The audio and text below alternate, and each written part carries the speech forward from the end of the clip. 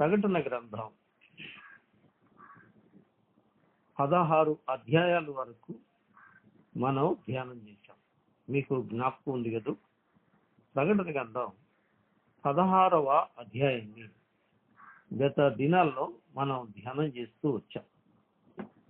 ఈ 16వ అధ్యాయం ముగింపులో మనం చెప్పుకున్న మాట, 7వ దూత తన పాత్రను వాయుమండలం మీద కురిపించినప్పుడు సమాప్తమైనదని గొప్ప శబ్దము పరలోకంలో ఉన్న గర్భాలయంలో ఉన్న సింహాసనం దగ్గర నుంచి వచ్చింది అని చెప్పుకున్నాం. అప్పుడు మెరుపులు, ధ్వనులు, ఉరుములు పుట్టినవి అని చెప్పుకున్నాం. పెద్ద భూకంపం కలిగింది అని కూడా మనం చెప్పుకున్నాం. ఈ మెరుపులు, ఉరుములు, ధ్వనులు అంటే ఆయన స్వరము అంత గంభీరము అని కూడా మనం చెప్పుకున్నాం. ఇక ఆఖరిగా 19వ వచనంలో ప్రసిద్ధమైన మహాపట్టణము 3 భాగములైన అన్యజనుల పట్టణాలు కూలిపోయిను, తన తీక్షణమైన ఉగ్రతయను మధ్యము గల పాత్ర మహాబబులోనునకు ఇయ్యవలెనని దానిని దేవుని సమ్ముఖమందు జ్ఞాపకము చేసుకునేది అని చదివా.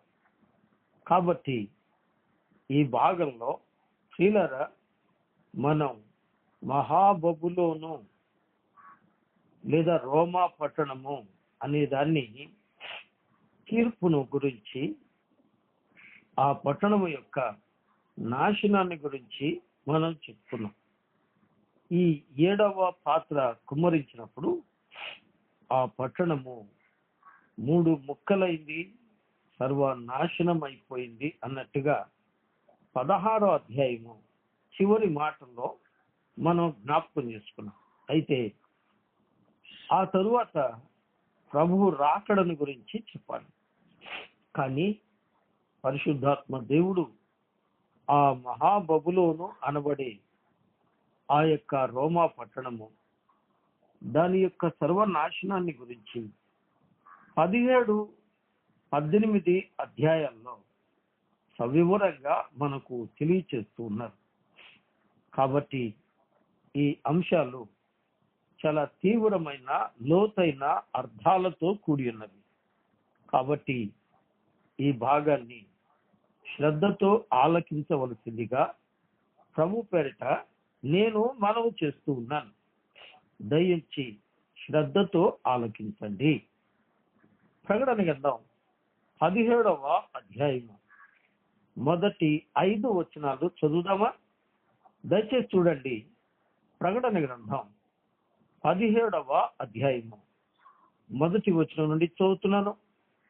ఆ 7 పాత్రలను పట్టుకొని ఉన్న 7 దేవదూతలలో ఒకడు వచ్చి నాతో మాట్లాడుచు ఇలాగూ చెప్పెను, నీవిక్కడికి రమ్ము, విస్తార జలముల మీద కూర్చుని ఉన్న మహావేశ్యకు చేయబడు తీర్పు నీకు కనపరచబడును.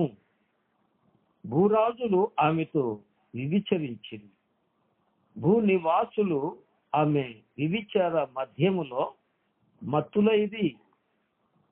అప్పుడు అతడు ఆత్మవశుడైన నన్ను అరణ్యమునకు కొనిపోగా దేవదూషణ నామములతో నిండుకొని 7 తలలను 10 కొమ్ములను గల ఎర్రని మృగము మీద కూర్చుని ఉన్న ఒక స్త్రీని చూచితిని.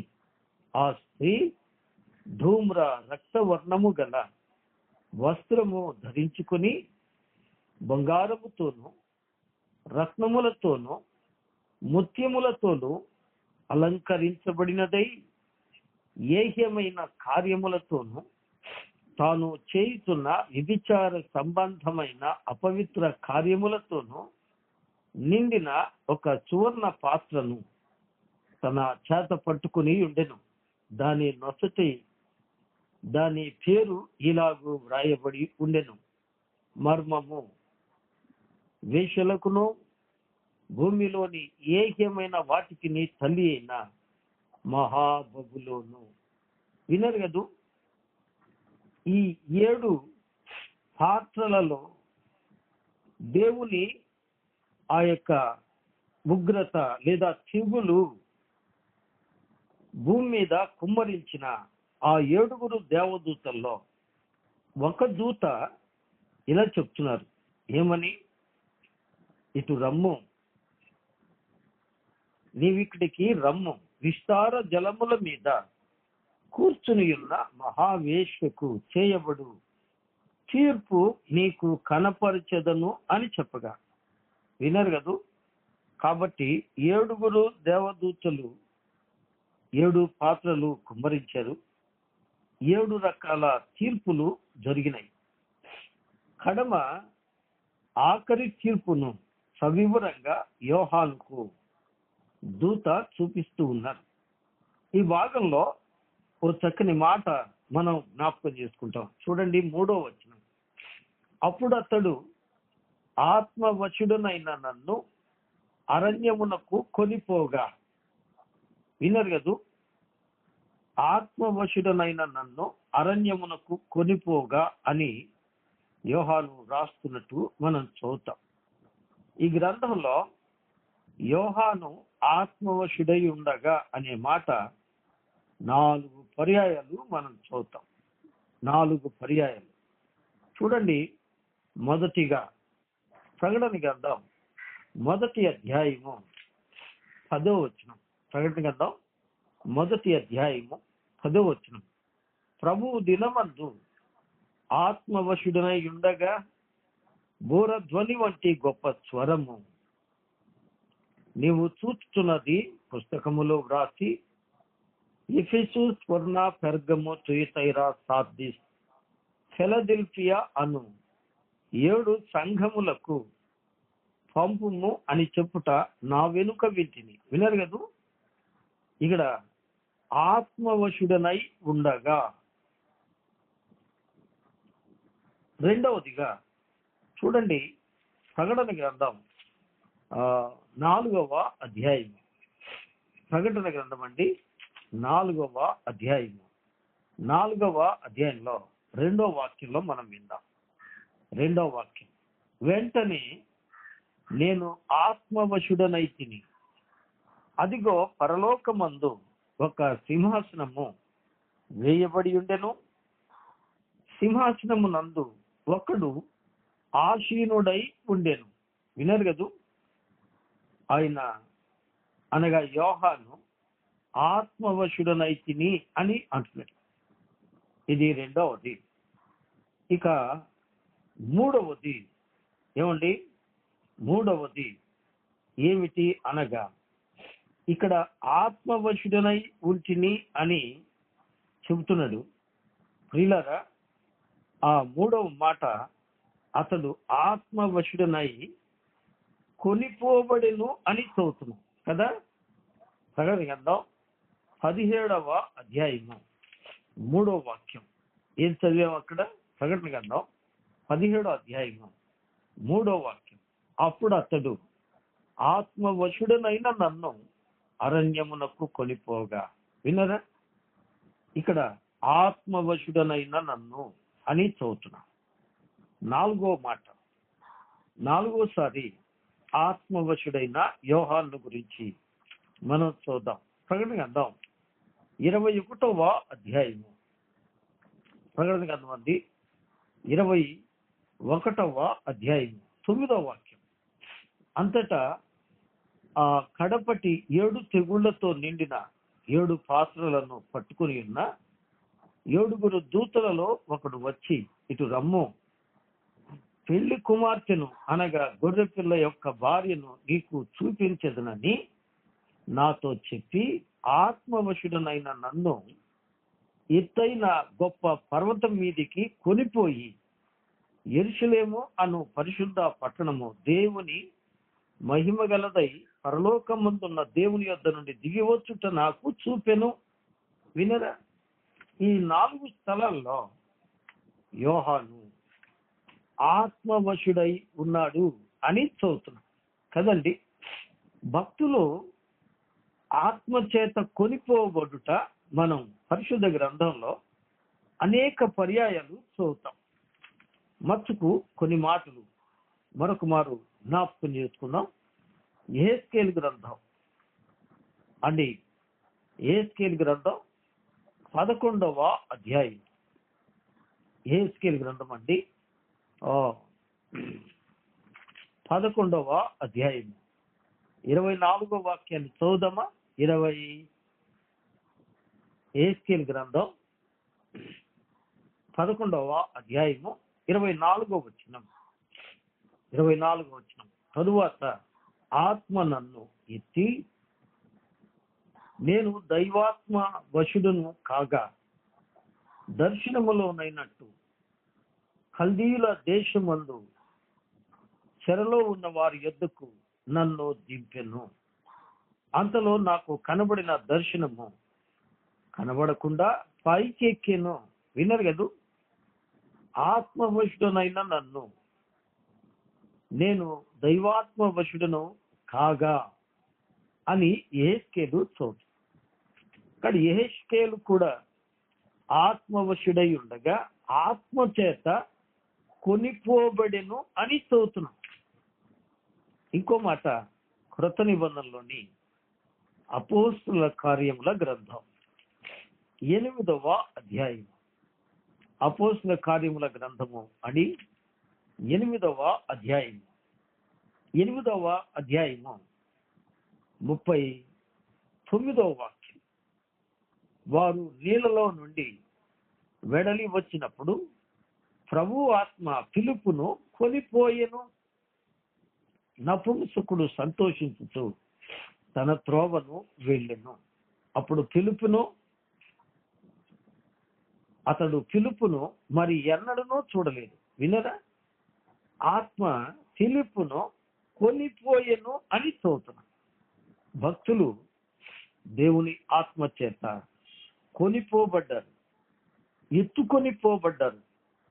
నిజమే, ఇక్కడ పరిశుద్ధాత్మ భక్తులను తాను చూపించదలిచిన ఆ దృశ్యాలను చూడడానికి, వాటిని వ్రాయటానికి పరిశుద్ధాత్మ భక్తులను కొనిపోతున్నట్టుగా, భక్తులను నడిపిస్తున్నట్టుగా మనం చూస్తాం.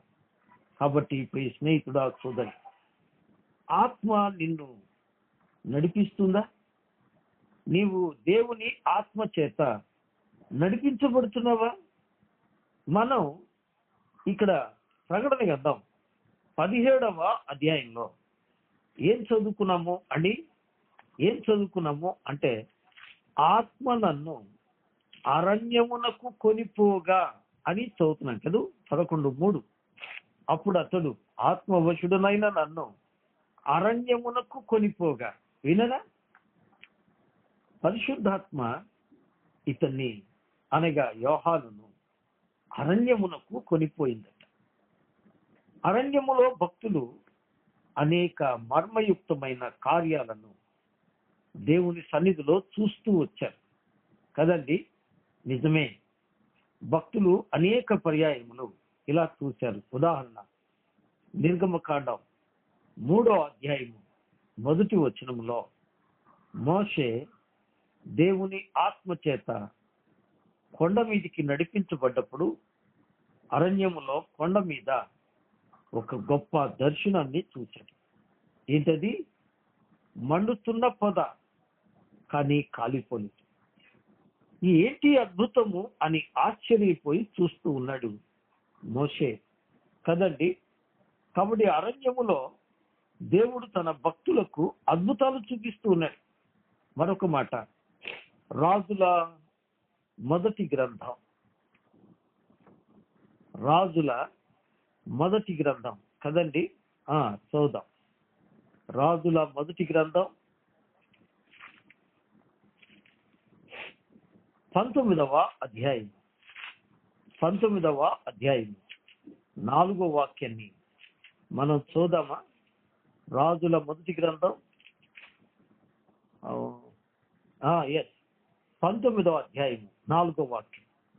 తాను ఒక దిన ప్రయాణము అరణ్యములోనికి పోయి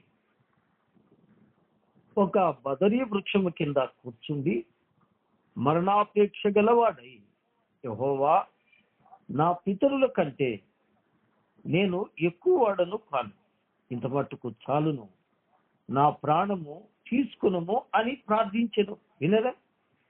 అరణ్యమునకు కొనిపోబడ్డట ఏలియా.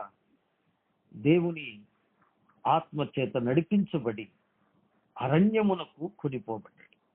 మరొక మాట కొరత నిబంధనలో నుంచి చూద్దాం. లూకా రాసిన సువార్త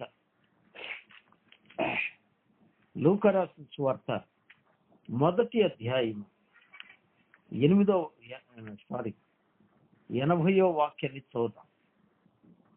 లూకా రాసిన సువార్త 1వ అధ్యాయము 80వ వాక్యం. శిశువు ఎదిగి ఆత్మయందు బలము పొంది ఇశ్రాయేలునకు ప్రత్యక్షముకు దినము వరకు అరణ్యములో ఉండెను. ఎవని గురించి చెప్పబడింది ఈ మాట? ప్రియులారా, యోహాను గురించి చెప్పబడింది. కాబట్టి భక్తులు అరణ్యములో దేవుని యొక్క అద్భుతాలు చూస్తూ ఉన్నారు కదండి. నిజమే. అలాగైతే అరణ్యమునకు కొనిపోబడినటువంటి యోహాను దేవుని దూత చేత దర్శనాన్ని చూస్తూ ఉన్నాడు. ఇప్పుడు రండి, ప్రకటన గ్రంథం 17వ అధ్యాయం 1వ వచనం 3వ లైన్. నీవిక్కడికి రమ్ము, విస్తార జలముల మీద కూర్చున్న మహావేశ్యకు చేయబడు తీర్పు నీకు కనపరచెదను అంటున్నాడు కదండి. ప్రకటన గ్రంథంలో 4 స్త్రీలు మనకు కనబడుతున్నారు అని 12వ అధ్యాయ ధ్యానాల్లో మనం చదువుతూ వచ్చాం కదండి. ఈ స్త్రీలు ఎవరో కూడా ఇదివరకు చెప్పుకున్నాం. మరొకసారి జ్ఞాపకం చేసుకుందాం. మొట్టమొదటిగా ప్రకటన గ్రంథం 2వ అధ్యాయం చూడండి. ప్రకటన గ్రంథం 2వ అధ్యాయంలో మనము యెజబెలు అను స్త్రీని గురించి చదువుతాం కదండి. తుయతైరా పట్టణములో లేదా తుయతైరా సంఘములో 20వ వాక్యం. ప్రకటన గ్రంథం 2వ అధ్యాయం 20వ వాక్యం. అయినను నీ మీద తప్పు ఒకటి నేను మోపవలసి ఉన్నది, ఏమనగా తాను ప్రవక్తినని చెప్పుకొనుచున్న యెజబెలు స్త్రీని నీవు ఉండనిచ్చుచున్నావు. జారత్వము చేయుటకును విగ్రహములు బలి ఇచ్చిన వాటిని తినుటకును అది నా దాసులకు బోధించుచు వారిని మోసపుచ్చుచున్నది. గమనించారా? ఇక్కడ మొట్టమొదటిగా యెజబెలు స్త్రీని గురించి తుయతైరా సంఘ కాలంలో మనం చూస్తున్నాం. ప్రియులారా, ఈ యెజబెలు అనే స్త్రీ అనే ప్రస్తావన ఇది ఒక వ్యక్తి కాదు, ఒక సమూహం. అదే తప్పుడు బోధ అని మనం అర్థం చేసుకోవాలి. ఏం బోధ చేస్తుంది ఈ సంఘం లేదా ఈ సమూహం? వీరిని యెజబెలు సమూహము అని చెప్తున్నారు. రాను రాను ఈ యొక్క స్త్రీయే ప్రియులారా మరి మహావేశ్యగా రూపించబడింది అని మనం చదువుకోవచ్చు. ఏమి నేర్పిస్తుంది జనులకు అంటే చూడండి, 20వ వచనం 4వ లైన్. జారత్వము చేయుటకును విగ్రహములకు బలి ఇచ్చిన వాటిని తినుటకును అది నా దాసులకు బోధించుచు వారిని మోసపుచ్చుచున్నది. వినరా? ధర్మశాస్త్రం ఏం చెప్తుంది? విగ్రహారాధన పాపము అని. అలాగే యేసుక్రీస్తు ప్రభువారు చెప్పారు, దేవుడు ఆత్మ గనుక ఆయన్ని ఆరాధించువారు ఆత్మతోనూ సత్యముతోనూ ఆరాధించవలెను అని మనం దేవుని వాక్యంలో వింటున్నాం కదా. కానీ దేవుని పిల్లలకు ఈ స్త్రీ అనగా ఈ యొక్క తప్పుడు బోధతో సంబంధించిన ఈ సమూహం ఏం నేర్పిస్తుంది? విగ్రహారాధన చేయటం కదండి. విగ్రహాలకు మొక్కటం, టెంకాయలు కొట్టటం, తలనీలాలు సమర్పించుకోవటం మీకు అర్థమైంది అనుకుంటారు. క్రైస్తవత్వం పరిశుద్ధ గ్రంథం చదివేవారు తలనీలాలు ఇస్తారండి. తలనీలాలు అంటే ఈ భాష మీకు అర్థమైందో లేదో. దేవుడి కోసం గుండు కొట్టించుకుంటారా? గమనించండి. కొబ్బరికాయలు కొడతారా అండి? సాంబ్రాణి కడ్డీలు వెలిగిస్తారా? అలా చేయడానికి ఈ స్త్రీ ప్రేరేపిస్తుంది అని చదువుతున్నాం. ఎంత దౌర్భాగ్యం! అట్టి క్రైస్తవ పేరు పెట్టుకుని సంఘాలు నేడు లేవంటారా? అన్య జనుల యొక్క సాంప్రదాయాలతో నింపబడిన కార్యక్రమాలు చేసేవారు ఇటివారే అని మనం అర్థం చేసుకోవాలి. వారు పసుపు పూస్తారు, వారు పూలు పెడతారు, వారు విగ్రహాల దగ్గర సాంబ్రాణి కడ్డీలు వెలిగిస్తారు, వారు పూజలు కూడా చేస్తారండి. సాయంకాలపు బలేట, ఉదయకాలపు బలేట. ఏమండి, ఇది ఒక ప్రత్యేకమైన సంస్థ. ఇటువంటి సంస్థలు కొనసాగుతున్నాయి ప్రపంచమంతటా. ఇక రెండవ స్త్రీ, మనం నలుగురు స్త్రీల గురించి చెప్పుకుంటున్నాం. మీకు గుర్తుందా? రెండవ స్త్రీ ప్రకటన గ్రంథం 12వ అధ్యాయం మొదటి వాక్యం చదువుతున్నాం. అప్పుడు పరలోకమందు ఒక గొప్ప సూచన కనబడింది.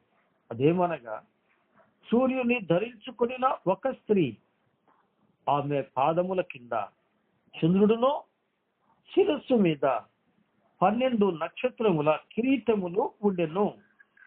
ఈ స్త్రీ ఎవరు? గమనించారా? సూర్యుని ధరించిన స్త్రీ. ఈ స్త్రీని గురించి మనం ఇదివరకే 12వ అధ్యాయ ధ్యానాల్లో చెప్పుకున్నాం కదూ. ఈ స్త్రీ ఇశ్రాయేలు జనాంగమే అని చెప్పుకున్నాం కదూ. వారే తుదకు సాతాను చేత అరణ్యమునకు తోలివేయబడతారు, భయంకరమైన హింసలు అనుభవిస్తారు. వీరు అలా చేయడానికి కారణాలు ఉన్నాయి. వీరు అన్య జనులతో సహవాసం చేసి దేవునిని గౌరవించక పాపం చేసినందువలన వీరు కొంత నష్టపోవటం జరుగుతూ ఉంది అనుకున్నాం. విన్నారు కదూ. 2వ అధ్యాయంలో యెజెబెలు అనే స్త్రీని గురించి మనం చెప్పుకున్నాం. 12వ అధ్యాయంలో సూర్యుని ధరించుకొనిన స్త్రీ అనే స్త్రీని గురించి మనం జ్ఞాపకం చేసుకున్నాం. ఇక 3వ స్త్రీ ప్రకటన గ్రంథం 19వ అధ్యాయంలో చదువుతాం. రండి, ప్రకటన గ్రంథం 19వ అధ్యాయంలో మనము ఒక స్త్రీని చూస్తాం. ఎవరామె? ఎవరు అనగా, ప్రియులారా, ఈమె పెండ్లి కుమార్తె కదండి. రండి, ప్రకటన గ్రంథం 19వ అధ్యాయం 6వ వచనం నుండి చదువుతున్నాను. అప్పుడు గొప్ప జన సమూహపు శబ్దమును, విస్తారమైన జలముల శబ్దమును, బలమైన ఉరుముల శబ్దమును పోలిన ఒక స్వరము సర్వాధికారియు దేవునగు మన సర్వాధికారియు ప్రభువునగు మన దేవుడు ఏలుచున్నాడు. ఆయనను స్తుతించుడి, గొర్రెపిల్ల వివాహోత్సవ సమయము వచ్చి ఉన్నది. ఆయన భార్య తన తాను సిద్ధపరుచుకునుచు ఉన్నది గనుక మనము సంతోషపడి ఉత్సహించి ఆయనను మహిమ పరచుదము అని చెప్పగా వింటిని. మరియు ఆమె ధరించుకొనుటకు ప్రకాశములను నిర్మలమును అయిన సన్నపునార బట్టలు ఆమెకు ఇవ్వబడింది. అవి పరిశుద్ధుల నీతి క్రియలు. వినరు కదా, ఇక్కడ కనబడుతున్న ఈ స్త్రీ పెళ్లి కుమార్తె, సంఘమునకు గుర్తు. గమనిస్తున్నారా? ఇక 4వది, ప్రకటన గ్రంథం 17వ అధ్యాయంలో మనం చదివినటువంటి ఈ స్త్రీ ఎవరండి? ఆమె మహావేశ్య. మహావేశ్య మనం ఇప్పుడే చదివాం. ప్రకటన గ్రంథం 17వ అధ్యాయం 4వ వాక్యం. ఆ స్త్రీ ధూమ్ర రక్త వర్ణము గల వస్త్రము ధరించుకొని బంగారముతోను రత్నములతోను ముత్యములతోను అలంకరించబడినదై ఏహ్యమైన కార్యములతోనూ తాను చేయుచున్న వ్యభిచార సంబంధమైన అపవిత్ర కార్యములతోనూ నిండిన ఒక సువర్ణ పాత్రను తన చేత పట్టుకొని ఉండెను. ఎవరి స్త్రీ? మొదటి వచనంలో ఉంది మహావేశ్య కదండి. 2వ వచనంలో ఉంది వ్యభిచారిణి కదండి. 5వ వచనంలో ఉంది ఏమండి? ఆమె పేరు కూడా ఇక్కడ చెప్పారు. వేశ్యలకును భూమిలోని ఏహ్యమైన వాటికి తల్లి అయిన మహాబబులోను. వినరా? కాబట్టి 4 స్త్రీలను ఈ ప్రకటన గ్రంథంలో మనం చదువుతున్నాం. దయచేసి సావధానంగా వినాలని మీకు 2 చేతులు జోడించి నమస్కరించి మనవి చేస్తున్నాను. నేను ముగింపులోకి వస్తాను. ఇప్పుడు మనము ప్రకటన గ్రంథంలోని 4 స్త్రీల గురించి కొంత ధ్యానం చేశాం. ఇప్పుడు రండి, ఈ ప్రకటన గ్రంథంలోని 4 స్త్రీలలో క్రోడీకరిస్తే 2 స్త్రీలు కనిపిస్తారు. వారెవరు అనగా, ఒకటి ప్రకటన గ్రంథం 2వ అధ్యాయంలోని ఇజబెలును స్త్రీ, ప్రకటన గ్రంథం 17, 18 అధ్యాయంలో ఉన్న మహావేశ్య అను బబులోను. ఇవి 2 కూడా కలిపితే ఏం కనిపిస్తాయి? తప్పుడు బోధలతో కూడిన నామకార్థ క్రైస్తవ మతము అని మనకు అర్థమవుతుంది. గమనిస్తున్నారా? దయచేసి ఈ మాటలు నిర్లక్ష్యం చేస్తే అర్థం కావు, కాబట్టి గమనించండి. వీరు క్రైస్తవ రూపంలోనే లోకానికి క్రైస్తవులుగా కనబడతారు, కానీ వీరు తప్పుడు బోధతో దేవుని పిల్లలను పెడద్రోవ పట్టిస్తారు. అంతేకాదు, తప్పుడు బోధతో ఒక సమూహాన్ని తయారు చేస్తారు. దేవునికే వ్యతిరేకంగా, దేవుని పిల్లలకు వ్యతిరేకంగా ఒక సమూహాన్ని తయారు చేస్తారు. ఇది చాలా గొప్ప మర్మం. ఈ స్త్రీని ఒకవైపు పెడదాం, రెండో వైపు స్త్రీలారా, ప్రకటన గ్రంథం 19, 21 అధ్యాయాల్లో మనం చదివినటువంటి పెళ్లి కుమార్తె సంఘం. ఈ 2 స్త్రీలను పోలుస్తూ కొన్ని వ్యత్యాసాలను మనం జ్ఞాపకం చేసుకున్నాం. త్వరగా, సమయం కొద్దిగా ఉంది. మొదటిగా స్త్రీలారా, బబులోను అను స్త్రీ. రెండవదిగా పెళ్లి కుమార్తె సంఘం. ఈ 2 గురించి ఒక 10 తారతమ్యాలు నేను జ్ఞాపకం చేసి ఈ భాగాన్ని ముగిస్తాను. సమయమైంది.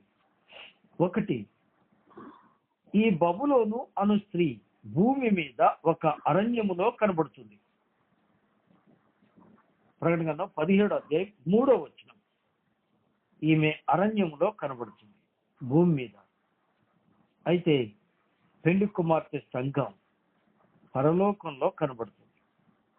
ప్రకటన గ్రంథం 19వ అధ్యాయము 6, 7 వచనాలు, 21వ అధ్యాయము 2, 9 వచనాలు మనం చదవచ్చు. ఇక రెండవదిగా ఈ మహాబబులోను లేదా మహావేశ్య అనే స్త్రీ బబులోను అను పేరు మసటన వ్రాయబడింది అని 5వ వచనంలో చదువుతాం. 5వ వచనం మనం చదివాం ఇదివరకే. ఆ స్త్రీకి మర్మయుక్తమైన పేరు పెట్టబడింది. వేశ్యలకును భూమిలోని ఏక్యమైన వాటికి తల్లి అయిన మహాబబులోను అని వ్రాయబడింది.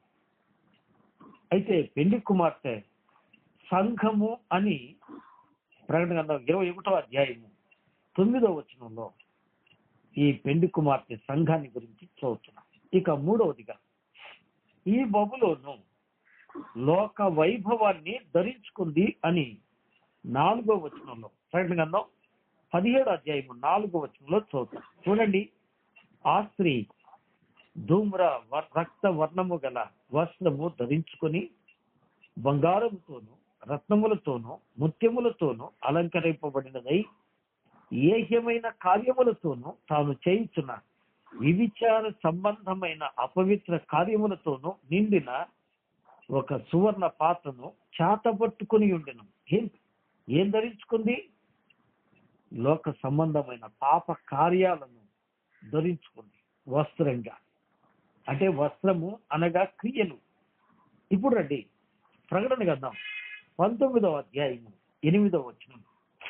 మరియు ఆమె ధరించుకొనుటకు ప్రకాశములను నిర్మలమునైన సన్నపునార బట్టలు ఆమెకి ఇవ్వబడిను. అవి పరిశుద్ధుల నీతి క్రియలు. వినరా, బట్టలు క్రియలను చూపిస్తున్నాయి. బబులోను అనే స్త్రీ లోక సంబంధమైన క్రియలను ధరించుకుంటే పెళ్లి కుమార్తె ఏమండి పరిశుద్ధుల నీతి క్రియలను ధరించుకుంది. ఇక 4వదిగా ఇది అనగా ఈ వేశ్య లేదా ఈ బబులోను భూరాజుల నేలే మహాపట్టణం. కానీ ప్రకటన గ్రంథం 21వ అధ్యాయము 26వ వచనం ప్రకారం యెరూషలేము అను పరిశుద్ధ పట్టణము అని చదువుతున్నాం. 5వదిగా ఈ బబులోను వేశ్యలకును హేయమైన క్రియలకును తల్లిగా కనబడుతుంది అని 17వ అధ్యాయము 5వ వచనంలో మనం చదివాం. అయితే ప్రకటన గ్రంథం 19వ అధ్యాయం 8వ వచనంలో పరిశుద్ధుల నీతి క్రియలు ధరించుకొనిన పరిశుద్ధుల సమూహము అని చదువుతున్నాం పెళ్లి కుమార్తెల గురించి. ఇక 6వదిగా మృగము చేత మోయబడుచున్నట్టుగా 3వ వచనంలో మనం చదివాం. ప్రకటన గ్రంథం 17వ అధ్యాయము 3వ వచనం. అప్పుడు అతడు ఆత్మవశుడునైన నన్ను అరణ్యమునకు కొనిపోగా దేవదూషణ నామములతో నిండుకొనిన 7 తలలను 10 కొమ్ములను గల ఎర్రని మృగము మీద కూర్చుని ఉన్న ఒక స్త్రీ నాకు కనబడింది. కదండి, క్రూర మృగము దీన్ని మోస్తూ ఉంది. అయితే పెళ్లి కుమార్తె ప్రకటన 19వ అధ్యాయం 6 నుండి 9 వచనాల ప్రకారం గొర్రెపిల్లైన క్రీస్తును వివాహము చేసుకుంటున్నట్టుగా మనకు కనబడుతుంది. 7వదిగా ఈ బబులోను భూరాజులను ఏలుచున్నట్టుగా ప్రకటన గ్రంథం 17వ అధ్యాయము 17, 18 వచనాల్లో మనం చూద్దాం. అయితే ప్రకటన గ్రంథం 20వ అధ్యాయము 6వ వచనం ప్రకారం ఈ పెళ్లి కుమార్తె సంఘం క్రీస్తుతో కూడా యుగ యుగములు రాజ్యం ఏలుతున్నట్టుగా చూద్దాం. 8వదిగా నాశనము చేయబడి అగ్ని చేత కాల్చబడినట్లుగా ఈ బబులోను గురించి చూద్దాం. ప్రకటన గ్రంథం 17వ అధ్యాయము 16వ వచనంలో. అయితే పెళ్లి కుమార్తె సంఘం యుగ యుగములు ప్రకటన గ్రంథం 22వ అధ్యాయము 5వ వచనం ప్రకారం క్రీస్తు రాజుతో కూడా రాజ్యమేలుతూ ప్రభు సింహాసనంలో కూర్చున్నట్లుగా మనం చూద్దాం. 9వదిగా ఈ యొక్క బబులోను పరిశుద్ధుల రక్తము చేత మత్తిల్లినట్టుగా చూద్దాం. అనగా ఇది రక్తం దాగే సమూహం. అయితే పెళ్లి కుమార్తె సంఘం పరిశుద్ధులకు నివాసమై పరలోక పట్టణము అనబడే పరలోకం నుండి దిగి వచ్చిన ఆ యొక్క యెరూషలేము పట్టణము అని వర్ణించబడుతున్నట్టుగా ప్రకటన గ్రంథం 21వ అధ్యాయము 2-3 వచనాలు మనం చూద్దాం. చివరిగా 17వ అధ్యాయము ప్రకటన గ్రంథం 17వ అధ్యాయం 4వ వచనంలో ఈ స్త్రీ అపవిత్ర కార్యములతో నిండి ఉన్నట్టుగా మనం చూద్దాం. అపవిత్రమైనది, నీచమైనది, ఘోరమైనది. చదువుతున్నాను. ఆ స్త్రీ ధూమ్ర రక్త వర్ణముల వస్త్రములు ధరించుకుని బంగారంతో, రత్నముతో, మనుషులతోనూ ముత్యములతోనూ తాను చేయుచున్న విచార సంబంధమైన అపవిత్ర కార్యములతోనూ నిండిను అని చూస్తున్నాం. కానీ పెళ్లి కుమార్తె అనే సమూహంలో, ఈ పరిశుద్ధ సంఘంలో ప్రకటన గ్రంథం 22వ అధ్యాయము 3వ వచనంలో మనం ఇలా చూద్దాం. ఇక మీదట శాపగ్రస్తమైనదేది దానిలో ఉండదు. దేవుని యొక్కయు గొర్రెపిల్ల యొక్కయు సింహాసనము దానిలో ఉండును. విన్నరా? ఈ 2 భాగాల్లో ప్రియులారా, ప్రకటన గ్రంథం 2వ అధ్యాయంలో ఉన్న ఇజబెలను స్త్రీ, 17వ అధ్యాయంలో ఉన్న బబులోను అను మహావేశ్య, ఇవి 2 ఐకమత్యంగా కనబడుతున్నాయి. 2 భయంకరంగా కనిపిస్తున్నాయి. కానీ పెళ్లి కుమార్తె సంఘం పరిశుద్ధ పట్టణం, దేవుని యొక్క ప్రజలు అనే సమూహం. కాబట్టి ఇక్కడ 2 సమూహాలు కనిపిస్తున్నాయి. ఇంతకు శ్రీ స్నేహితుడ సుధరి, నీవు ఏ సమూహానికి సంబంధించిందా? బబులోను అను మహావేశ్య. ప్రియులరా, ఇది అన్య సమూహము అనుకోకండి, నామకార్థ క్రైస్తవ సమూహం. ఈ మర్మాన్ని ముందు ధ్యానాల్లో ఇంకా నేర్చుకుంటాం. ఈ 2 వర్గాలు క్రైస్తవులే. గమనించరా ఎంత విచిత్రం? ఒకటి నామకార్థ క్రైస్తవులు, 2 ఆయన రక్తములో కడుగబడిన పరిశుద్ధ సమూహం. పరిశుద్ధ సమూహం ప్రభువుతో కూడా సదాకాలము పరలోకంలో ఉంటే, భూలోకంలో ఈ యొక్క నామకార్థ క్రైస్తవ్యం ప్రజలను మోసపుచ్చి తాను మోసపోయి సర్వనాశనమైనట్లుగా చూస్తాం. కాబట్టి ప్రియ స్నేహితుడా, క్రీస్తు తన స్వరక్తం ఇచ్చి సంపాదించిన సంఘంలో నీవుంటే మోక్షంలో ఉంటావు, దైవరాజ్యంలో ఉంటావు, శాశ్వతంగా దేవునితో ఉంటావు. అందుకని కాగా సదాకాలము మనం ఆయనతో కూడా ఉందుము అని దశలోనికి రాసిన పత్రికలో మనం చదువుతూ ఉన్నాం. కాబట్టి నువ్వు ఎక్కడున్నావో, ఏ సమూహంలో ఉన్నావో ఒక్కసారి తీర్మానం చేసుకోమని ప్రభు పేరిట మనవి చేస్తూ మాటలు ముగిస్తున్నాను. దేవుడు మనందరినీ నిండారుగా ఆశీర్వదించునుగాక. ఆమేన్. ఆమేన్.